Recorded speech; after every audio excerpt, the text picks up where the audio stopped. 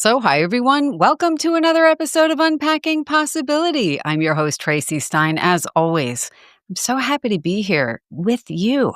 And today I'm especially happy to be here because I have an incredibly special guest. You're going to really enjoy what he has to share with you. I'm going to tell you a little bit about him and then he'll tell you more. But my guest today is Robert Louis Charles. I'm going to give you a bit of his bio, but Robert is a coach, he's an educator, he's an entrepreneur, and he fuses business psychology, transformational leadership, and ancestral wisdom to help leaders know themselves better and lead from clarity and with purpose.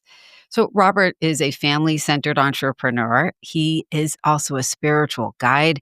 He owns his truth and he models real world self leadership. And we'll get into that a bit more today about what that actually means. But Robert also has a master's degree in psychology from Teachers College, Columbia University, and that master's has a spiritual focus. Robert's work has been featured in Yahoo Finance, Business Insider, USA Today, JP Morgan Chase, and more. Robert's unique framework is something that we're going to talk more about today, but he helps others to lead with alignment and purpose and create lasting impact. So we'll talk more about what he means by that. I've said a lot. I want to hear more from you, but welcome. Yes, thanks for having me on, Tracy, and really looking forward to our conversation today.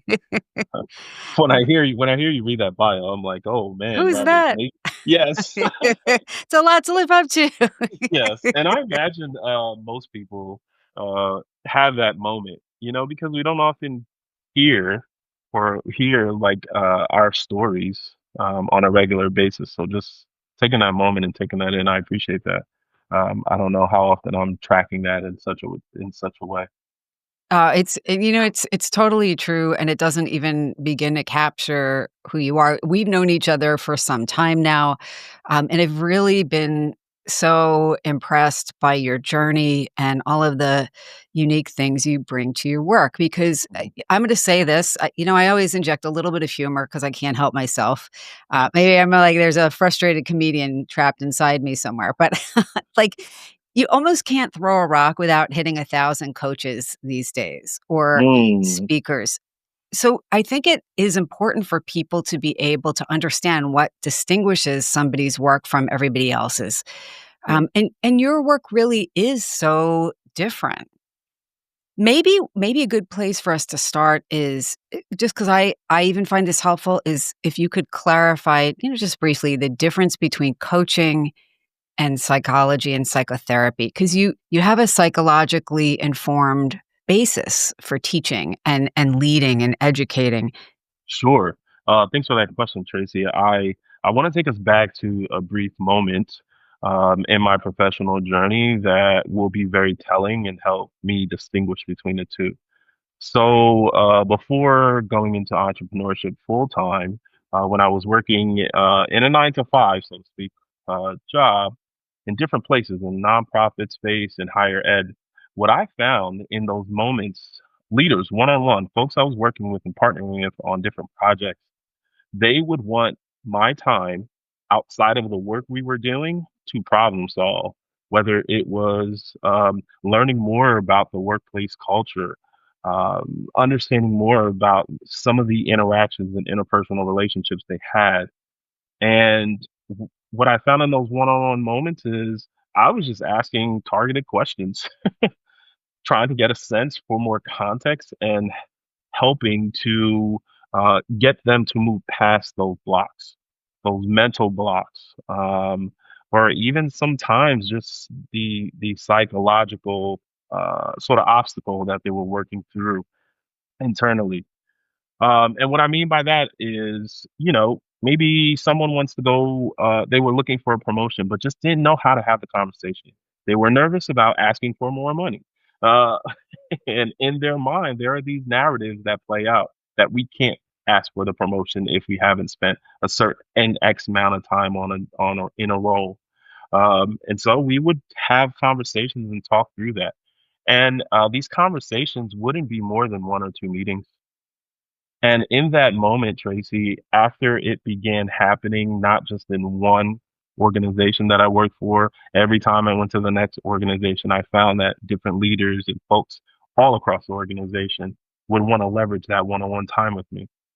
And that was the moment where I said, huh, I'm I am doing a second job, so I need to figure out how to turn this into a business opportunity and get paid for it, quite honestly. And so that led me to pursue, uh, uh, my degree in counseling psychology through Teachers College, and just wanting to understand. At first, I thought, oh, maybe the direct path is to become a psychologist. However, during my time there, I began merging these two worlds of um, coaching folks in the moment so that there's a bookend. So that's one distinction between, I want to say, coaching and potentially therapy. At the outset, I clearly tell them we're going to get only 4 to 6 sessions, and that's it. What I learned through this process is that whenever I worked with leaders and they understood that it was only 4 to 6 sessions, they showed up at the very first session in the very first minute because they knew beyond the sixth session there would be no more. Um, and part of that, and the reason why I wanted to do that is because I wanted to create this catalyst for change, an immediate catalyst for change, and then also determine whether someone was ready for this level of coaching. So I would say that's one of the distinctions. The second part of it is part of the work that I do as a coach often does tie back to someone's role, how they show up at work. However, it does span different aspects of their lives, whether it's personal, whether it's financial, spiritual as well, because those all impact how we show up on a daily day basis. But I would say in the end, the goal is to support a leader or support someone to learn more about how they might be showing up in the end when they get on the job or when they want to show up on a stage or even how they want to show up for friends and family in the end. I want to pause there to check in and see, like, did I answer that question? Quite honestly, Sophie. So, one of the things I think is so interesting about what you said, just to get into the a specific thing you mentioned early Yes. on, is that, you're talking about bookending your sessions by being very specific. We're going to meet this many times as a way of helping people understand that they need to be ready to do the work and to Hmm. show up for it, because I agree with you. A lot of times when things are open-ended and ongoing, I mean, in psychotherapy, we might see somebody for years if that's the level of support they need Right. to get where they wanna be, and what you're saying is, you know, your time is valuable, but you're reminding them that theirs is too, it sounds like, and they've gotta be in a state of readiness to do the work and make a change. Hmm. Maybe that's a good place for me to ask you a little bit about the types of changes people wanna make, 'cause I hear what you're saying about showing up and feeling like, "Can I ask for a raise? Can I advocate for myself? Can I move this work or the work I'm doing or shift my position into something that is more aligned with what I really want to do and really uses my skills better, or I imagine gives somebody an option to build more skills on the job." But at the heart of that, because I am familiar with your work, to some degree. Yes. You're really getting people to take a look at, from our conversations, like, what's working for them and what isn't, and if it isn't, why, and what do they need to change and how. Is that accurate? That's absolutely correct. You hit that nail on the head there, Tracy. Um, in my work over the course of 20 years, I've studied human behavior formally and informally, studied spirituality, as you mentioned earlier, as part of my bio. It is tied to my lineage and my heritage as well. So I grew up wanting to learn more and stay connected to something bigger than me, higher purpose. And then also, I've just had a knack for learning about leadership, stepping into leadership roles. Sometimes I'm thrusted into those roles. Sometimes I seek the opportunity. to support and guide and mobilize organized folks. And so in all the 20 years of learning these sort of three different areas, one thing I have learned is that we sit behind a desk for almost 18 years of our lives studying math, science, health and wellness, all these specific disciplines that will lead us into a specific career path, except for the most important discipline, which is knowing oneself. And So true. that research taught me that, knowing yourself isn't a luxury. It's a discipline. It is a practice that we must do every single chance we get. And I don't want to say daily because sometimes we fall off, and I myself fall off. So every chance we get to learn about ourselves, it's really important. And I've just devoted my life's work to that, to helping people learn about themselves. And so that is it. You know, once we are able to take time, step into a quiet space, or find a way to carve out an opportunity to go inward. By that, I mean meditation, whether it's or could be a workout. Um, just the time and space that we carve out intentionally to learn and hear our inner voice. And when we begin to hear that inner voice, we start to understand, like, ooh, I keep hearing this narrative. I can, I will, I won't. Um, and then if we continue to track it through time, and whether it's journaling or making note of it, we can make the shift. Like you were mentioning, sometimes those shifts, we might need external help. Help can come from a coach, it can come from a therapist. It really just depends on the kind of work that is required of us to catapult ourselves to who we want to become or to the next level or where we're trying to go next in our lives.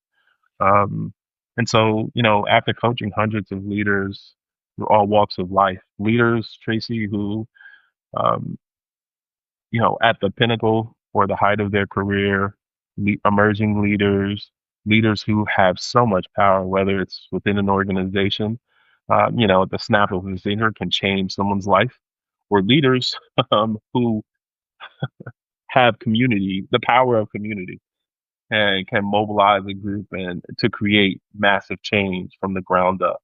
In coaching other leaders, I've always asked them this one particular question though, like, how do you learn about yourself? And I often hear like, crickets.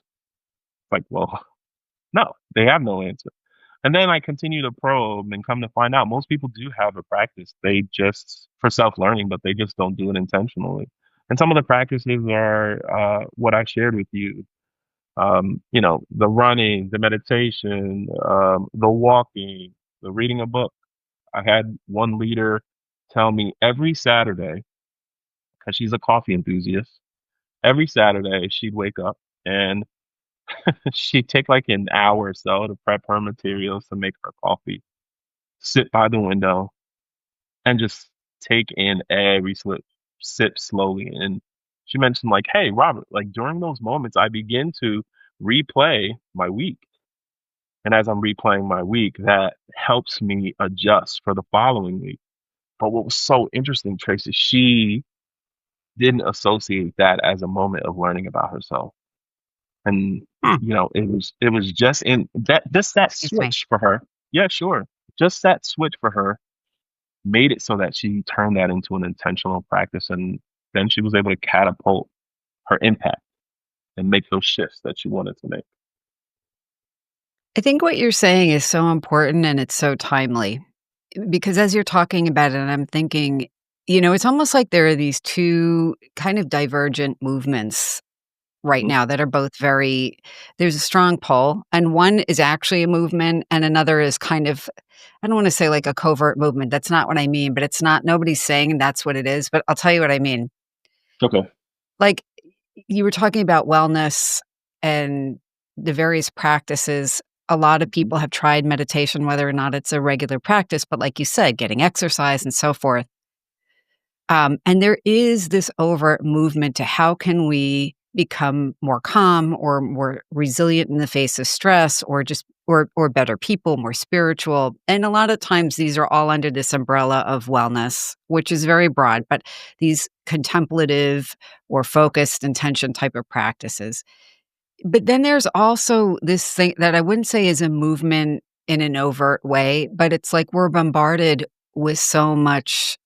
I hate to sound like an old person talking about social media, even that's probably what this is, but where people are so conditioned to try to be something other than what they are.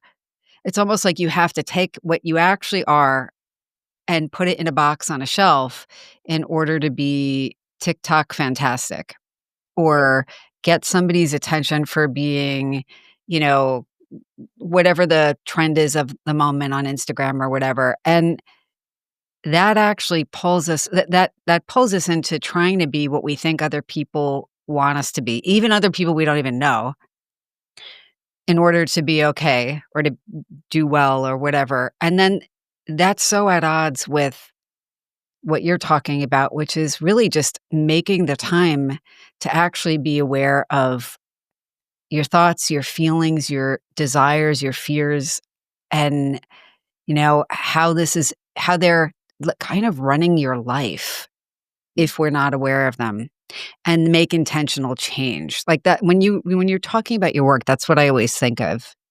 Hmm. That is exactly it. Making the intentional change, and it's hard. You know, Oh, easier said than done. And I know I can. I've been doing this for so long, and I still feel like there's much more to learn in my practice. Um, and it's really scary. It's really scary to see oneself, and it's liberating oh, yeah. to see where we can go. And I see why oftentimes when working with leaders and companies or just partnering with organizations, whenever I bring up the topic of reflection or self-reflection, leaders get really nervous. And part of that nervousness is having to take stock of many of those things you mentioned, our thoughts, our desires, our motivations. Because when we begin to peel those layers back, we begin to learn why we do some of the things we do, why we're showing up the way we're showing up, and it can feel uncomfortable and messy. And I also believe that it's that messiness and that discomfort and going through, those challenges, those obstacles that shape us into who we are and who we want to become. Um, and that's part of the process. So part of the process is taking stock of where we are, like our current state. And as we take stock of our current state, you know, um, also thinking about what is our ideal state, drumming up the big picture and dreaming. And then the work becomes how do we calibrate between the current state and ideal so that we get into the sweet spot of authenticity, which is what you're referencing when we have to put ourselves on a shelf and step into Yeah. the social media. So 'Cause I think everybody probably like, even if these concepts seem a little bit abstract for people who might not have been thinking about this way, because I think a lot of times, like, we're all on autopilot sometimes, oftentimes, but everybody knows what it's like to work for somebody or even have somebody be a teacher or whatever, a coach or whatever, who is not not aligned or not doesn't seem to be striving towards a better version of themselves.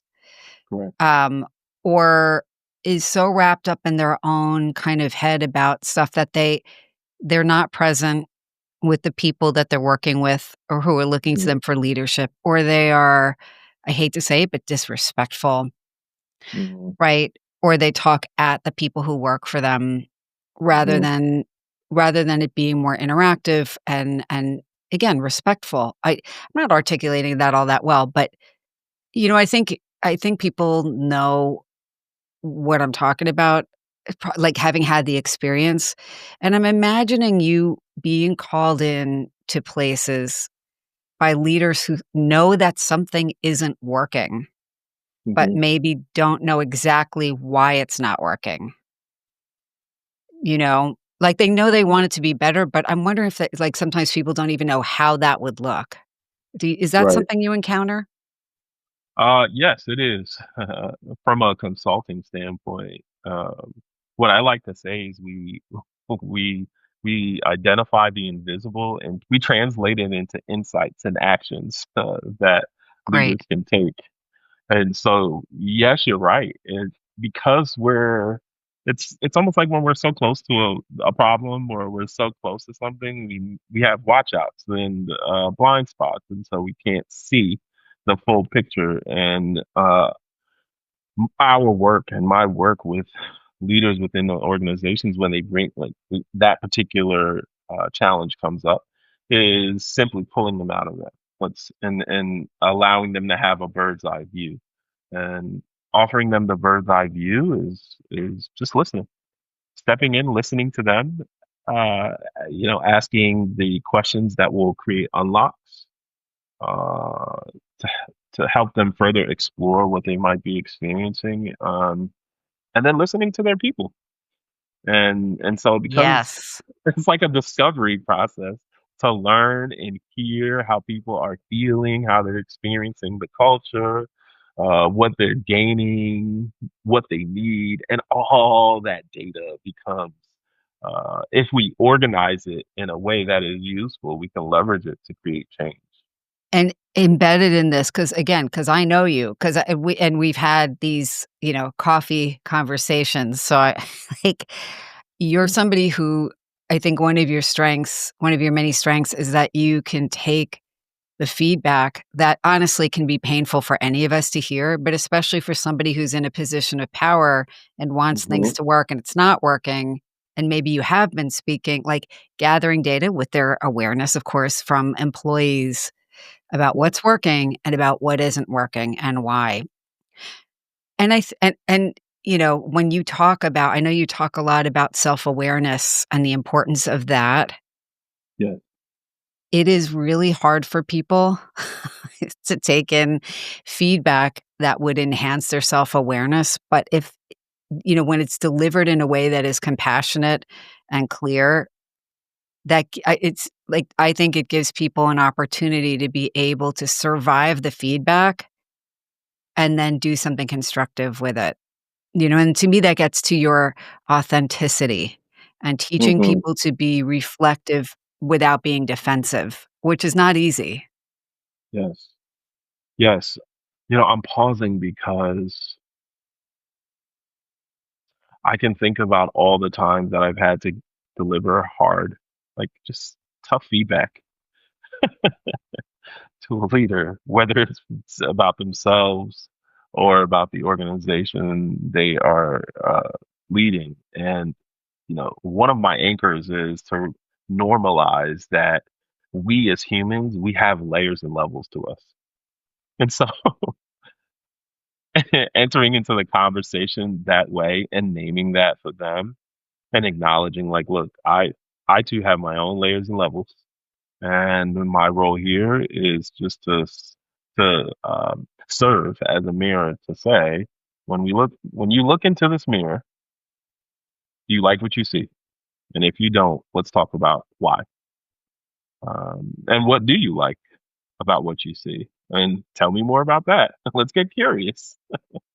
And so that helps to deliver the feedback because it becomes less judgmental, uh, and it offers an opportunity for leaders, and I would just say the individual, quite honestly, Tracy, who I'm sitting in front of, to find it deep within themselves to own what's being shared. And that ownership is hard. And sometimes it can take, a while to own it. Oh, yeah, and Robert, that gets at something else that I Mhm. know you have mentioned. Can you talk about that? You have a motto about Mhm. ownership. Yeah. Can you talk a little bit about what that means? Because, Mhm. as you're talking, I'm thinking that that does seem like the pivotal moment. Yes, yes. So part of the motto is own you, own everything. And um, that work and that the framing of that has really come from years of working through my own narratives, whether they were my own that I've built or created, or the ones that I've taken on and shouldered. And some of those narratives come from being first generation, being a child of immigrant parents, to be exact, Haitian immigrants. And I say that because that comes with its own narratives. Um, Being a black man in corporate and leadership position, uh, as you mentioned earlier, being someone who's spiritually inclined, connected. That's how I engage my work. So all of these identities, if you will, let's call them, all of these identities, these pieces of me, or these parts of me, which at one time they felt like they were just different parts. And I had to decide which one am I going to lead with and which one will I leave on the shelf. It just took a long time to learn about the obstacles that I thought those created for me, and then begin to understand what were the advantages in that as well. So doing the work of journaling, coaching, therapy, you know, just processing all of these thoughts, emotions, that came up with when I, think about these different identities. All of that work, and then beginning it to align it with my outer world and my outer life. And I started seeing a pattern. So anytime I connected this notion of being an immigrant to scarcity, I started living my life that way. And by that I mean I would shrink myself or see things as limitations or feel like I can't be in a certain crowd or in a certain space. Um, you know, Example of one of the reasons why I attended teachers college is because I wanted to understand the language of spirituality in a different context so that folks would not be nervous or afraid of my work.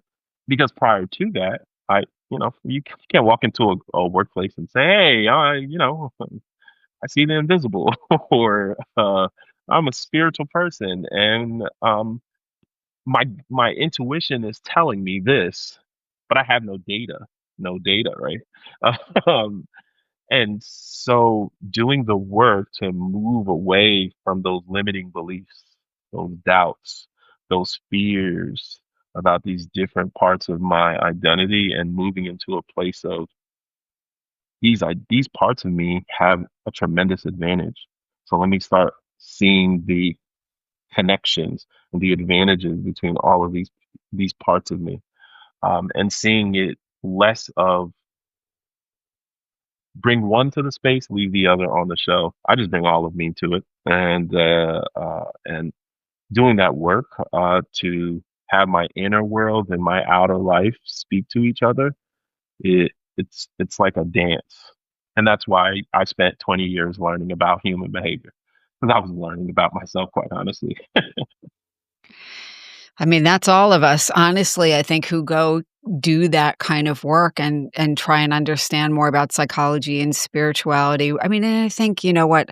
I think it's important for us all to be learning about ourselves and the things that Mhm. feel, we don't live in an easy society. I'm trying to be thoughtful about how I say this. And sometimes I'm thinking, should I be less thoughtful, more thoughtful? I'm not really sure. In this era, like what is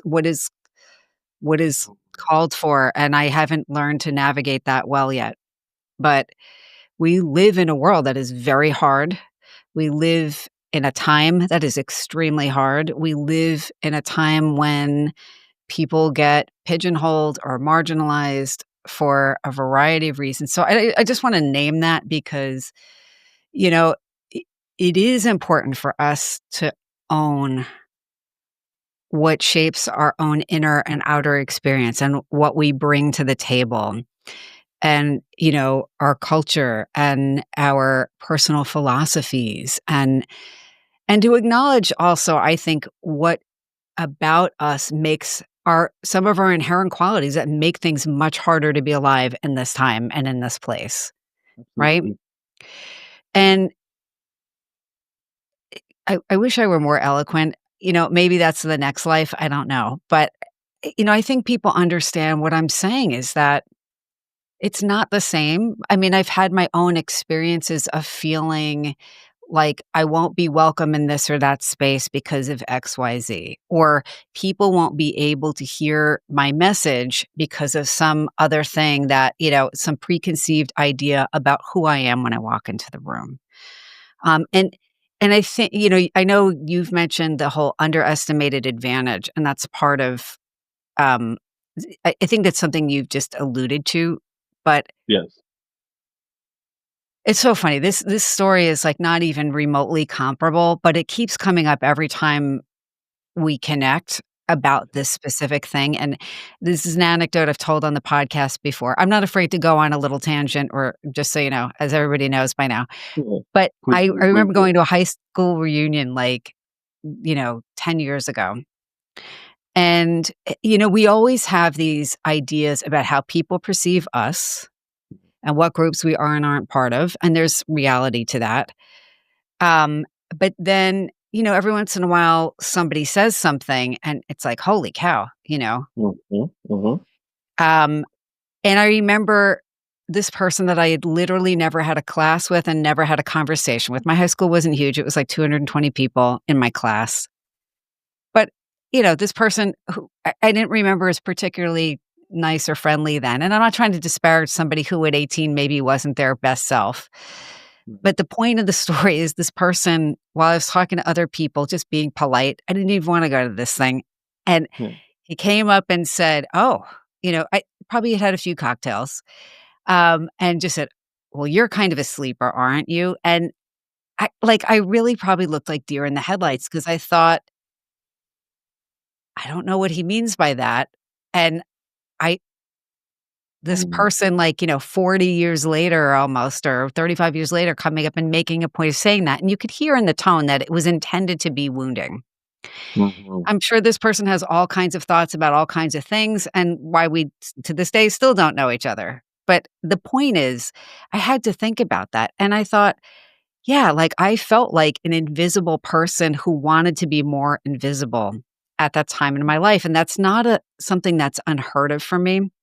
mhm. And when you were talking about the whole underestimated advantage, I was thinking that assuming that I am sometimes has been a bit liberating because it's like, well, now I can go on about and do whatever it is that I think is valuable. And if people get it or don't, it's almost been a little bit easier to let go of that. It wasn't always. Right. And sometimes I forget that somebody might be surprised that this invisible person has something to say, in my Mhm, case.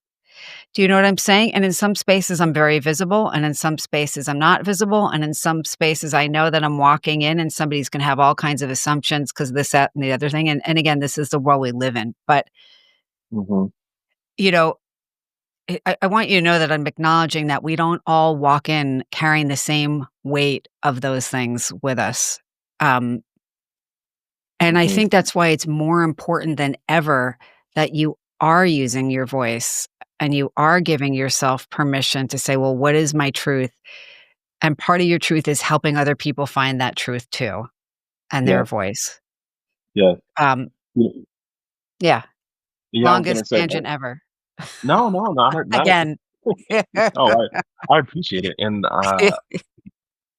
in hearing your story and hearing your experience, you get it. You get the underestimated advantage, um, and it's just that. It's oftentimes people have a preconceived notion of who we are, who we should be, and, tying it back to our time together today, that's why knowing knowing who we are and knowing the different parts of ourselves that, you know, trigger us and light us up and get us motivated, inspire us, and the things that make us feel like having that information becomes, like a treasure chest. It's like a toolbox that we can use on a day to day basis when we do step out into the world and into these spaces.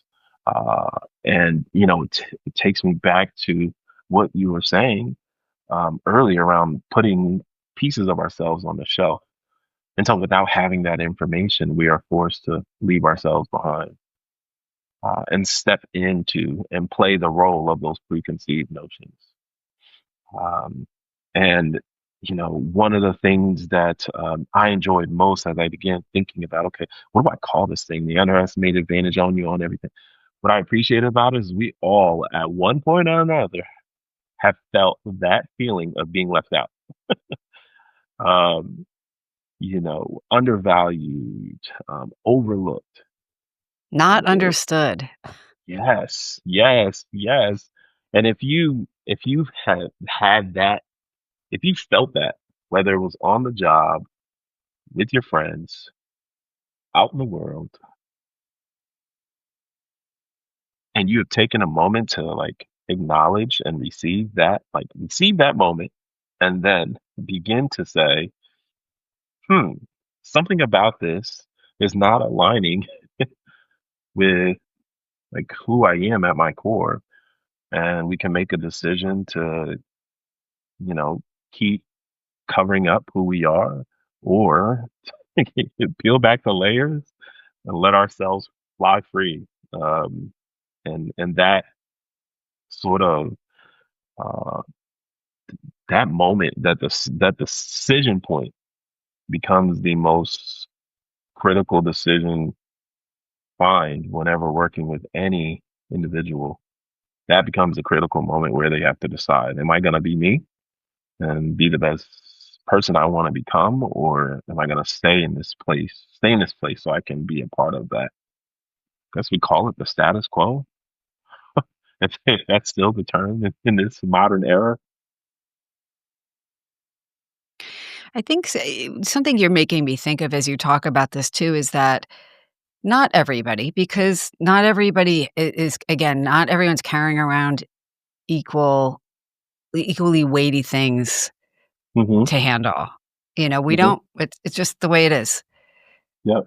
You know what I mean? It's like, Hmm. we compartmentalize, or you can feel it when somebody is concealing, it feels like they have to wall off a part of themselves. You Hmm. know what I mean? And it Hmm. could be for anything. It could be because, we're 5 years old and or 10 years old, and we're told that we look completely clumsy on the athletic field, and then, like, our whole body just is, like, wooden anytime we have to, like, move in front of another person, you know what I mean? Right. Like, it could be anything, but you can feel it when someone is, especially in the workplace, right? Because I feel like it's impossible to completely hide something that you're not comfortable with about Right. yourself. And again, if you're somebody's boss, that's gonna come out in some other way. And Absolutely. when you talk about own you, own everything, because we talked about this, like, it reminded me a little bit of, like, that whole 80s kind of ethos of, like, make a ton of money or be like a robber baron in, like, some movie or something. But you're talking about, like, own you, like, literally liberating yourself, like, waking up with joy, using your authentic self, embracing your gifts, and giving yourself, 'cause I know you talk about self-love as well, and that's Yes. something that I don't think everybody talks about with coaching. You talk about the difference between self-love and selfishness, which is one way to look at it, but I think you also just give people space to realize that they don't have to do things in such a cookie cutter way. Yes. Yes. That's exactly it. Oh, that's this point around like not having to do things um, and live up to the scripts, the pre-written scripts of life, um, is the work, and that inspired me to create the Traveling Self, which is this. Imagine it's a magazine or a workbook that allows you to explore the different facets of you as a human, and you do it on your own time. And so, to your point around self love, there are other aspects of ourself, like higher self. That's really, having conversations around like, what connects you to your purpose. What is your calling? Thank If you you. have a calling, if you don't have a calling, then well, what's the thing that you just absolutely love doing, and no one had to pay you to do it? And why aren't you doing that even more, right? Like, so there's exploring the higher self or even the lower self. The lower self is, um, you know, thinking about the quote unquote vices. And I use quotes because sometimes we need to step away from our normal day to day routine to enjoy ourselves. And whatever that might mean for you, uh, own that because neither one is good nor bad, right? Like you need both. You need moments to stay connected to a higher purpose, and then hey, you like to collect watches or you like to collect shoes and bags or whatever your thing is, own it and enjoy it and find the balance between the two. And so, there are other aspects of ourselves, the inner self and the outer self, which we talked about earlier. And the inners, the narratives that we picked up, the ones we're creating in real time, the ones we want to craft in the future, and connecting to that. And that's the work of affirmations, that people often talk about. And the outer self is, well, how are you behaving in real time? uh, and you can use your emotions. Are you upset whenever someone tells you something you don't like? Well, that is sort of manifesting into that outer part of you. And so, yeah, I that is what inspired me to create the Traveling Self because it gets us to the point where practicing self love is really about finding those quiet moments to either write about or reflect on, um, these different dimensions of how we show up and who we are that move us. And the work to bring it all together really is, you know, just constantly looking at it. It's kind of like maintenance for a car. We don't That's drive our such a good car over and point. over. Yeah, we don't drive our car over and over and over and over again without getting the oil change, the tune up. Sometimes we have to change a tire, and other things may happen. And so it's the work that I'm doing in the traveling self, and specifically, is an opportunity for us to create spaces for regular maintenance, to know what's happening inside internally with ourselves, and then make adjustments as we go. It's such a good point. So that workbook, if that's an appropriate way to describe it, or manual that you have, and book for reflection, that is something that you give to people as part of your coaching journey to help them kind of get to know themselves better. What's working well, what isn't, what are some challenges, what are they passionate about? Okay. And then, are you primarily working with companies or individuals at this point, or some of each? hmm Yeah. So I want to answer the first question. The traveling self is, yes, it's for folks that I'm working with, from a coaching component. And if I'm not coaching with you, one of the things is it'll still work. It is, I see it as a tool, similar to any other book we might go into a bookstore and pick up, and and read and make like write notes. And it is a tool that offers you the practice of reflecting on the different parts of who we are and how that might tug on you a little bit or not. Um, from a coaching and consulting standpoint, more broadly, coaching, I work with individuals. Many times, these leaders come to me through the work we're doing from a consulting standpoint. And then sometimes folks will reach out individually and say, "Hey, I just, I know I'm ready for a change, or um, I am at the point in my career where I'm about to level up and I'm going to receive a promotion, and I want to prepare myself for that process." Sometimes folks are like, "Hey, I feel stuck in my role, and I just feel stuck at this place in my life right now. I think it's my job, but I'm not sure if it's my job, but I want to figure out what do I do next." Uh, and so I work with both individuals, and then we do work with organizations. Part of the work that I do with organizations is individual well-being, team well-being, and or organizational well-being. And by that I mean individual well-being is working one-on-one, and that is the coaching work that we offer. Team well-being, that is just team effectiveness. So helping teams um, better collaborate with one another. An example of that is thinking about two parts. One is one human. We have our own desires, motivations, thoughts, triggers, things that make us tick and light us up. Then you add a second person to the mix, and without having that information, there are lots of moments of tension. And then you add three more, 10 more, 100 more to the mix. It's just a hotbed for complexity.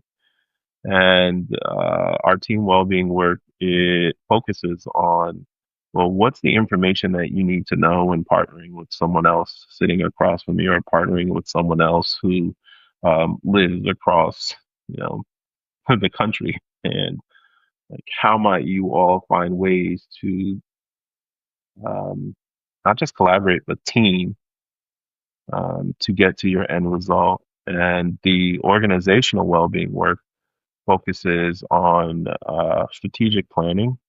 So, really looking at your business and asking yourself and the leadership team from in 3 or 5 years down the road, who do you want to be? Where do you want to go? And part of our work is doing the listening. Let's listen to your people, the people in your organization, maybe the people you serve and your customers. And we make sense of that information to say, well, does where you want to go line up with what your people are saying? Because if it doesn't, we have to do some work to create some alignment. So you begin as I'm sharing this. I just want to say, like, doing that inner work.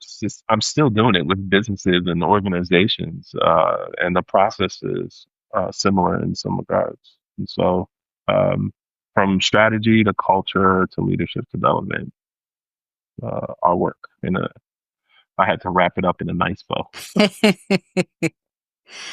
Well, I think that's really great, and I'm so happy for you to keep helping people to be more of the leaders and just the people that they really wanna be, and help Mhm.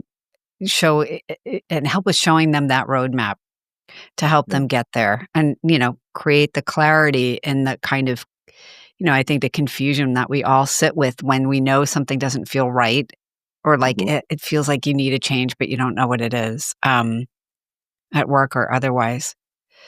Robert, how can people reach you? What is the best way for them to find out more about you and your work? Oh, great question. So there are a couple of ways you all can reach me. The first is check out my website at big, the number two, go.com. So www.big2go.com. I'm also on LinkedIn. So if you search Robert Lewis hyphen Charles, I have three first names, by the way. Uh, you can find me that way. I think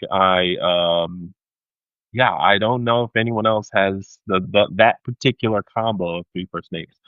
So if you Google it as well, you'll find me, Robert Lewis Charles .com. And you can also just visit robertlewischarles.com and you'll find me there. That's great, and I'm gonna put all that in the show notes. Um, Robert, thank you so much. So great to connect with you. Always so good to see you. Yes, thank you. Thanks for having me, Tracy. I appreciate the space and the time to talk about this work, the work that I enjoy the most, and just continuing to devote like my time, energy, and the efforts to helping people. As you said, not just learn about themselves, but get reach the next version of who they want to become in real time. Mm, it's wonderful. This has been another episode of Unpacking Possibility. If you enjoyed the episode, and I know you did, please remember to like, share, follow, leave me a comment, let me know what you think. And as always, until next time, be well.